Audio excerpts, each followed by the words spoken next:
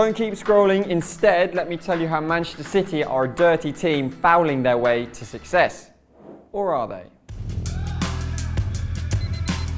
So you thought Manchester City got to where they are because of pretty passing, tiki-taka and Raheem Sterling. But no, as hinted at in their game on the opening day of the season against West Ham, there seems to be a dirtier side to City, and I'm not talking about two-footed lunges and elbows to the face. No, it's a bit more cynical than that. Let me elaborate with a few statistics.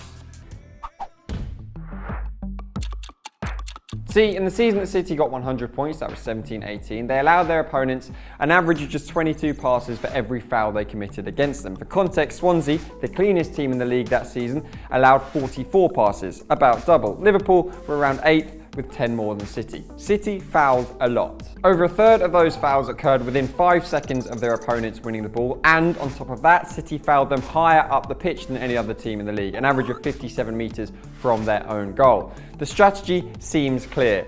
Win the ball back as early as possible, and if you can't, just stop the opposition. For a long time, it was Fernandinho's job to lead these disruptive tactics, and it seems like referees tended to let him get away with it. The Brazilian needed to commit an average of 8 fouls for every yellow card he received last season, whereas for context, Lucas Torreira got a yellow card for every 5 fouls, Fabinho for every 4.5, and Jorginho for every 4. City, by contrast, seemed to be allowed to get away with a lot of their shadier play.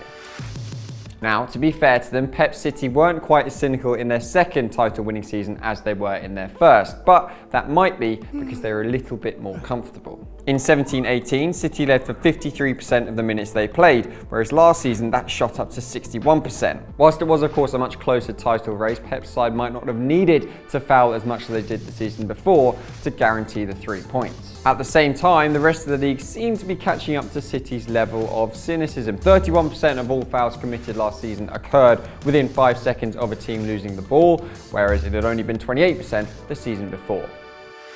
Now, City might be masters of the dark arts, but let's not get all sanctimonious here. Liverpool upped their game last season in more ways than one. For a start, 35% of their fouls were within those magic 5 seconds, making them the 3rd highest team for that metric, and more tellingly, they actually overtook City for location of fouls. Last season, their fouls occurred on average 60 metres from their own goal. And there seems to be a correlation here, let's call it the stop by any means approach, of which City and Liverpool were the biggest proponents. They fouled early and conceded the fewest chances per game of anyone in the league. Coincidence? Perhaps, but you can see logic behind that approach. And whilst Fernandinho may escape punishment where his peers do not, such as Lucas Torreira and Jorginho, Liverpool have their own little devious angel. Roberto Firmino committed more fouls than anybody else in the Premier League last season without getting a yellow card. So, it's all fair game.